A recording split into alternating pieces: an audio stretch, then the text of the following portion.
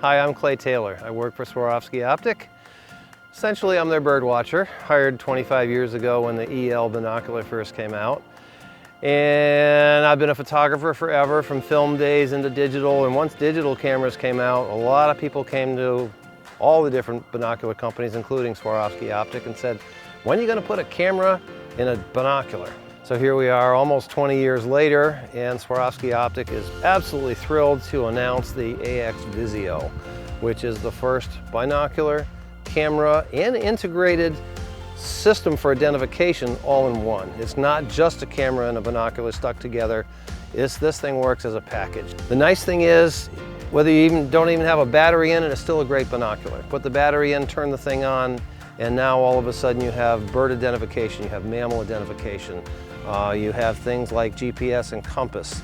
You actually have a sharing system where if I'm looking at a bird out here and I want to show it to my friend, I mark it, hand it to him, and arrows point him to right where the bird is. This is an integrated identification system all into a binocular that's one compact system.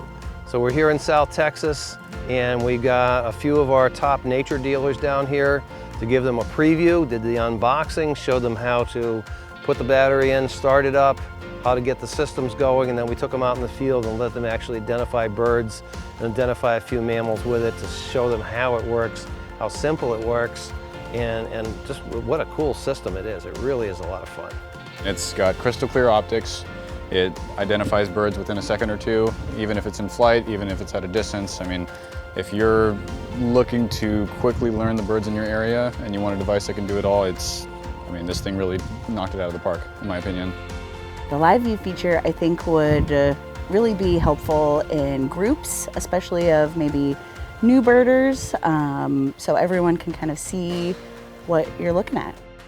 The ability to lock onto a target and then share that with someone else, or just hand the binocular to someone next to you, and they'll be guided by arrows to the target. You know, arrows to move right, move left, up a little bit, and you've got it right in view. And it worked perfectly with the flamingos here. I think it's a smart move for SWAROVSKI to make the platform open. I think that the opportunity to develop apps for the AX Visio will open up all kinds of interesting use cases, whether it's identifying cars or planes or whales. There's going to be so many different integrations that are built for this platform. I can't even imagine where that will go.